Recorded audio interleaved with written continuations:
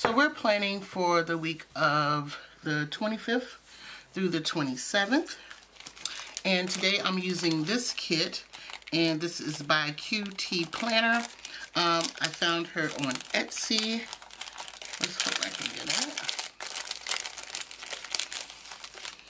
it. So I wanted to challenge myself today and just maybe do some things out of my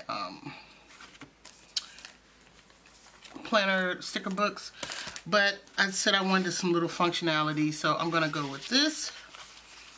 And so I'm gonna try not to be long-winded today, so let's get going. Let's get going.